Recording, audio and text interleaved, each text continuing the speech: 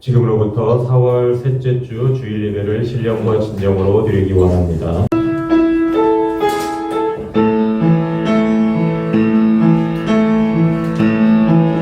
하늘의 문을 여소서, 이곳을 두원하소서. 주를 향한 노래가 꺼지지 않으니 하늘을 열고 오소서. 이곳에 임재하소서. 주님을 기다립니다. 이곳의 향기가 하늘에 닿으니 주여 임재하여 주소서. 이곳에 오셔서 이곳에 앉으소서. 이곳에서 드리는 예배를 받으소서. 주님의 이름만이 오직 주의 이름만 이곳에 있습니다. 사랑과 은혜가 풍성하신 하나님 아버지, 저희들 기도를 열어주시고 기도하게 하시며 응답하시는 주 여호와 하나님의 사랑하심을 감사하오며 경배를 찬양드립니다. 오늘 거룩한 주일 교회와 가정에서 주일 앞에 나와 예배하니 구원하는 성도들에게 가장 좋은 것을 채워주시고 찾는 자들에게 응답하시며 두드리는 성도들에게 열린 축복된 예배가 되게 하소서. 하옵시되 이 시간 오직 사랑과 사랑된 견제는 그걸로 이기신 주님만을 의지하며 여기 나와서오니 저희 예배를 받아주시옵소서. 하나님의 더 많은 사원의 저 하나님의 빛이 온 세상의 빛이이므로 공의로우신 하나님의 정의가 넘치고 이 땅의 악의 권세가 쫓게 나게 하여 주시옵소서. 코로나19에 서로가 손을 멀리하며 이 환란 속에서 원망과 시비가 사라지게 하시고 일선의 허물들이 벗겨질 수 있도록 축복하여 주시옵소서. 한 주간 동안의 세상 속에서 알고 지은 죄와 모르고 지은 죄를 용서하여 주시옵시고 주님을 부르시고 보니 어싸우나 마음으로 주님과 동행하지 못하였습니다. 하나님의 저희의 마음을 주관하여 주셔서 우리의 삶에 하나님을 원하시고 기뻐 받아들일 수 있는 삶이 되게 인도하여 주옵소서. 코로나19 내외 정세가 혼란의 가운데 있습니다. 속이 악한 정략병이 소멸되어 예배가 회복되게 하시고 이곳 모든 이가 일상으로 돌아갈 수 있도록 은혜 내려주옵소서.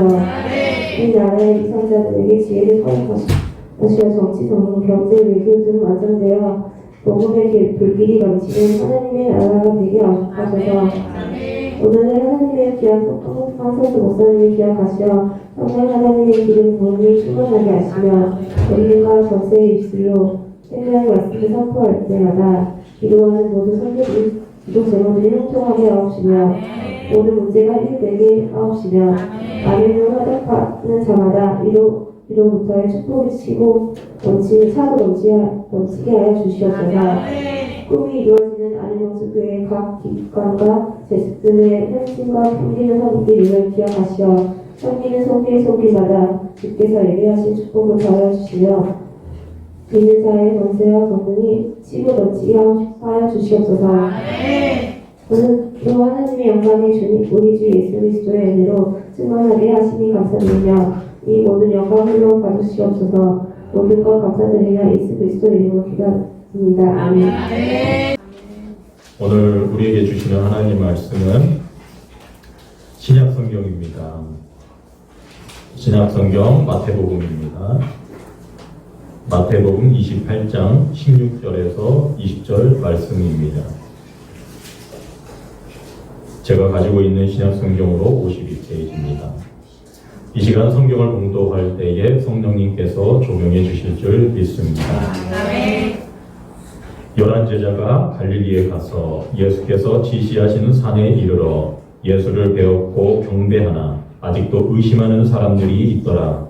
예수께서 나와 말씀하여 이르시되 하늘과 땅의 모든 권세를 내게 주셨으니 그러므로 너희는 가서 모든 민족을 제자로 삼아 아버지와 아들과 성령의 이름으로 세례를 베풀고 내가 너희에게 분부한 모든 것을 가르쳐 지키게 하라. 볼지어다 내가 세상 끝날까지 너희와 항상 함께 있으리라 하시니라. 이 시간 부활 그 이후에 라는 그러한 제목으로 전하는 말씀을 통해서 우리의 믿음이 더하여지고 행함이 더하여지고 신앙 성장과 성숙의 시간이 되시기를 주님의 이름으로 축원합니다. 지난 주일은 예수님께서 죽음을 이기시고 3일 만에 다시 사신 지상 최대의 명절 부활절이었죠. 전 세계 교회가 죽음과 마귀의 권세를 이기시고 부활하신 예수 그리스도를 찬양하며 부활절의 큰 기쁨을 다 함께 나누었죠. 바라기는 2021년도 부활절의 축복이 우리 모두에게 함께 임하시기를 주님의 이름으로 축복합니다.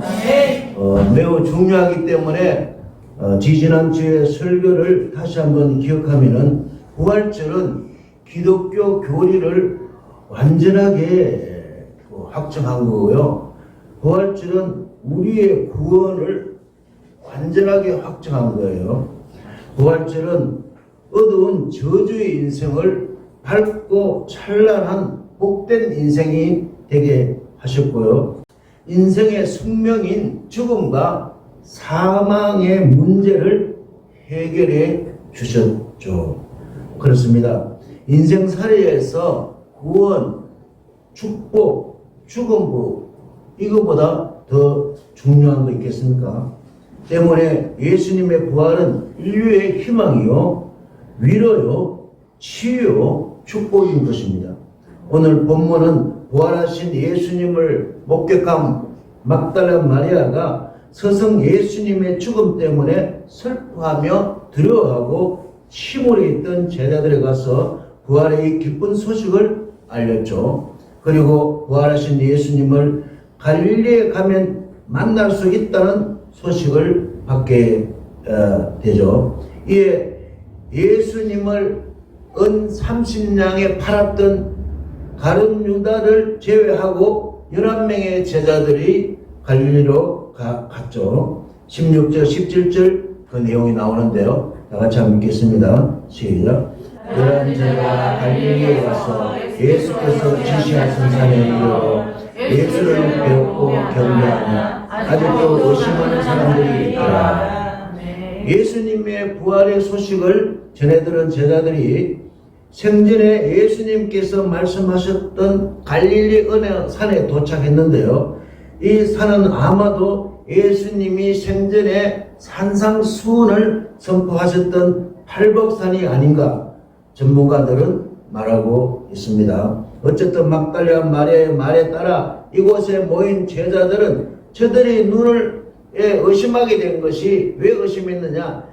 부활하신 예수님의 그 부활체를 보고 저들이 의심하지 않을 수 없었고 저들은 예수님의 부활체의 그 모습을 볼 수가 있었습니다.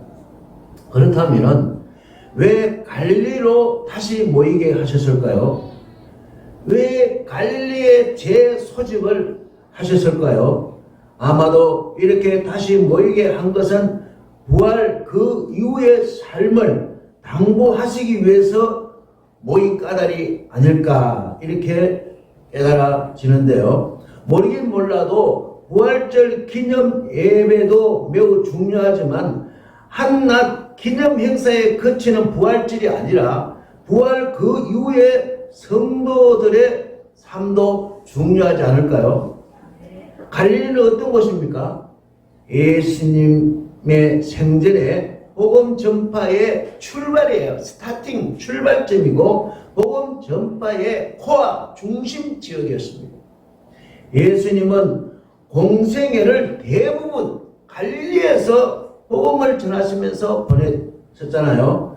갈릴리는 불철주야로 영혼구원에 매진했었던 곳 아닙니까? 때문에 부활 후에 다시 갈릴리로 제자들을 재소집한 것은 복음 전파와 영혼 구원은 결탄코 중단될 수가 없다는 것입니다. 이것을 강조하시기 위해서 갈릴리로 재소집하신 것이죠. 언제까지 중단될 수 없습니까? 예수님이 이 세상에 다시 오실 때까지 중단될 수가 없는데요. 그렇다면 예수님은 언제 다시 오십니까? 마태복음 24장 14절 다 같이 한번 읽겠습니다. 시작. 이 천국 복음이 모든 민족에게 전언되기 위하여 온 세상에 전파되니 그제야 끝이 오리라. 예수님은 종말의 끝 시점을 복음이 모든 민족들에게 전파되는 그때로 정하셨습니다. 때문에 종말이 가까워올수록 성도들을 미혹하고 박해하는 세력이 왕성할 것임에도 불구하고 천국 복음은 결코 축소되거나 중단되는 일이 없이 전파될 것입니다. 이 천국 복음이, 이 부활 복음이 모든 민족에게 전해질 때 비로소 예수님이 이 세상에 다시 오십니다. 이 세상 이제 다시 오시는 예수님은 구원을 위해서 오시는 것이 아니라 심판을 위해서 재림하시는데요. 다시 말해서 믿는 자들과 안 믿는 자들을 심판하는 것입니다. 요한복음 5장 29절에 선한 일을 행하는 자는 생명의 부활로 악한 일을 행하는 자는 심판의 부활로 나오리라 말씀하셨는데요. 모든 사람들이 예수 그리스도의 재림 이후에 부활하여서 그들의 행적을 따라 상이나 벌을 받게 되는데요. 여기 선한 일을 행하는 자 혹은 악한 일을 행하는 자라는 표현은 도덕적인 차원의 문제가 아니라 구세주 예수님을 믿는 것에 그 기준이 있는 것입니다. 믿는 자들은 생명의 부활로, 안 믿는 자들은 심판의 부활로 판결을 받게 되는 거죠. 이게 땅 이게 법원에서 판결을 받는 것처럼 그렇게 선고를 받게 되는 것입니다. 그러므로 성도들에게 주어진 부활 그 이후의 삶은 매우 중요한 것입니다. 부활하신 예수님은 늘 살아계셔서 성도와 함께 동행하시며 부활의 복음을 전하기를 원하시는데요. 예수 늘 살아계셔서 주 동행하시며 늘 말씀하시네. 예수 늘 살아계셔서 주 동행하여 주시며 늘 말씀하시네. 예수 내 구세주 예수 내 맘에 살아계시네. 늘 살아계시네. 오늘 막달라 마리아는 부활의 복음을 인류 최초로 전한 여인인데요. 그 부활의 복음을 제자들에게 전했죠. 그러나 제자들은 십자가에 달려 죽으신 예수님께서 다시 살아나셨다는 막달라 마리아 그 말을 듣고 믿지 아니하였습니다. 믿지 아니한 이유가 있겠지만 당시 유대 나라는 여성들을 정인으로 인정하지 아니하였습니다. 거기에다가 막달라 마리아는 전에 7 귀신이 들렸다가 예수님께서 치료받은 적이 있었기에 온전한 여자로 인정하지 아니한 것 같습니다. 그런데도 불구하고 예수님은 당시에 사회적으로 인정받지 못하는 연약한 여자를 부활의 정인으로 세우셨습니다. 이뿐만 아니라 당시 사회적으로 전혀 영향력이 없었던 제자들을 부활의 정인으로 세우셨습니다. 어디 그뿐입니까? 생전에 서성 예수님을 3번씩이나 부인한 비겁한 베드로를 부활의 정인으로 세우셨습니다. 더 황당한 것은 기독교 자체를 부인하고 예수님을 따르는 무리들을 악랄하게 핍박했었던 바울까지도 부활의 증인으로 세웠었습니다. 그렇습니다. 부활의 증인은 누구나 될 수 있다는 것입니다. 부활의 증인은 남녀노소 누구나 가능하다는 것입니다. 부활의 증인은 모든 성도가 다 예외 없이 해당되는 것입니다. 부활은 기독교의 심장이며 부활이 없으면 기독교는 결코 존재할 수가 없는 것입니다. 참으로 안타까운 것은 해마다 부활절이 하루 딸랑 기념주일로 지키는 것으로 끝나는 것이 아니라 부활 그 이후의 삶이 매우 중요하다는 것입니다. 초대 예루살렘 교회 교인들의 그 부활 이후의 삶을 살펴보면요, 박해가 너무 심했고요, 사도들을 감옥에 다 가두었고 서대반 집사님이 최초로 순교를 했어요. 그 와중에서도요, 부활의 복음이 예루살렘을 넘어서 온 유대와 사마리아와 안디옥까지 부활의 복음이 확장되었잖아요. 로마 교인들은 온갖 박해에도 불구하고 조금도 위축되지 않고 오히려 로마 교회는 갈수록 더 성장하고 왕성해졌죠. 이것이 바로 부활 그 이후의 삶이며 부활 신앙의 탁월한 삶입니다. 로마 교인들이 결국은 AD 313년에 로마가 기독교 국가가 되어버렸잖아요. 그렇습니다. 부활 그 이후의 삶이 성도들에게 가능한 것은 예수님의 부활의 그 DNA가 성도들 각자에게 이제 다 나누어 주신 거예요. 18절 다 같이 읽겠습니다. 시작.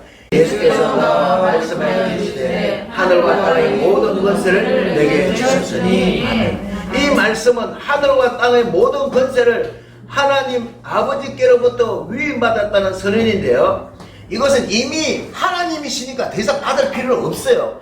우리에게 가식적으로 보여주는 거예요.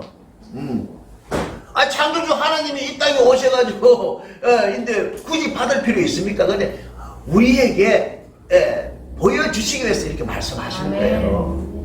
얼마나 하나님이 자상하십니까?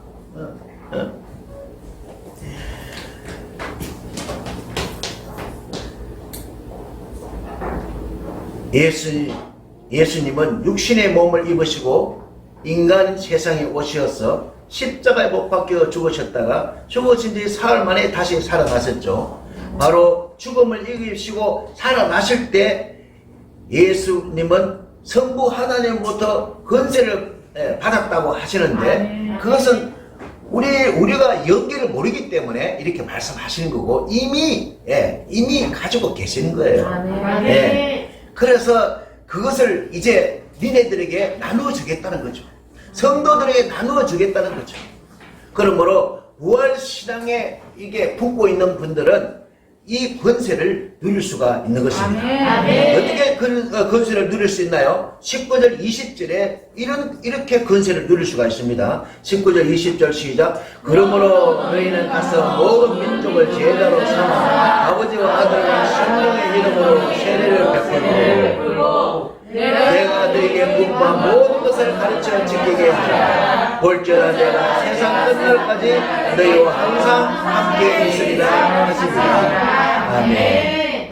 그렇습니다. 성도들은 복음 전도 현장에 가서 모든 민족들을 제자로 삼는 권세를 누리게 되고요, 아버지와 아들과 성령 이름으로 세례를 베푸는 권세를 누리게 되고요, 하나님 명령하신 모든 것을 가르치며 지키게 하는 권세를 누리게 되고요, 부활의 복음을 온 세상에 전하는 자들에게 하나님이 영원토록 함께 하신다는 권세를 누리게 되는 것입니다.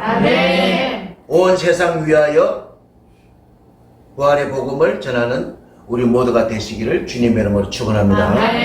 온 세상 위하여 나 복음 전하리. 만 백성 모두 나와서 주 말씀 들으라. 재정에 빠져서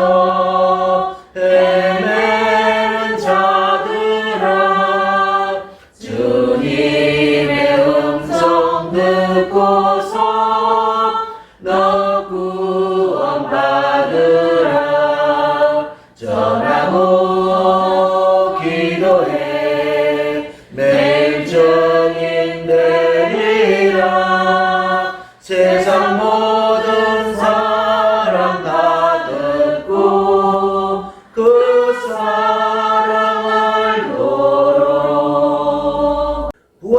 그 이후의 삶의 핵심은 바로 복음 전하는 것.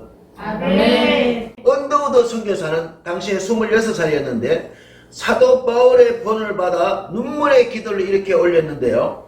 지금은 예배드릴 예배당도 없고 학교도 없고 그저 경계와 의심과 멸시와 천대함이 가득한 곳이지만 이곳이 머지않아 은총의 땅이 되리라 믿습니다. 이렇게 기도했습니다. 하나님께서는 이들의 기도를 들으시고 오늘날 복음 한국, 생명 한국, 축복 한국에 응답을 주셨습니다. 세계 10위권 안으로 들어가는 그런 축복의 나라가 됐죠. 그렇습니다. 부활 그 이후에 두 청년이 우리나라에 부활의 복음을 심어 주었고 우리는 복음의 사람이 되었고 어두운 저주의 인생에서 밝고 찬란한 인생이 되게 된 것입니다. 대학 교수와 파이프 오르간 최고의 연주라는 명성을 뒤로하고 아프리카 가봉으로 달려갔던 알베르트 슈바이처는 아프리카에서 가장 덥고 독사와 악어가 들끓는 곳에 랑바레네라는 어떤 근사한 그 촌락 집단 건물을 만들었는데요. 그 집들은 그 도시 사람들을 위해서 지은 병원입니다. 40여 채가 되는데 슈바이처가 세웠습니다. 슈바이처는 1875년 독일 알사스 지방에서 태어나 26세에 이미 철학 박사, 신학 박사, 음악 박사 세 가지 박사를 채택했고요. 그리고 이제 의학 박사를 받으면서 박식한 그가 1913년 그 모든 것을 다 저버리고 그 가봉으로 부활의 복음을 전하고 저들을 어슬로 살리기 위해서 아내와 함께 떠난 것이죠. 그곳에 이르러 그는 병원을 세우고 주민들을 돌봐주며 부활의 복음의 그 씨앗을 뿌리게 되었는데요. 가진 눈물과 고난을 겪으면서 부활의 복음의 씨앗을 뿌리게 됐어요. 한 번은 이 같은 야만인들을 고쳐주기 위하여 이런 곳에 오다니 나는 정말 바보 아닌가 혼자 중얼거렸을 때요. 그때 통역사가 선생님은 과연 세상에서 제일 가는 바보입니다. 그러나 천국은 그렇지 않을 것입니다. 라고 위로를 했답니다. 기억하십시오. 천국을 위해 모든 것을 바친 성도가 천국의 모든 권세를 누리게 될 것입니다. 천국에서 해같이 빛나게 될 것입니다. 부활의 복음을 전하는 것은 결코 쉽지 않습니다.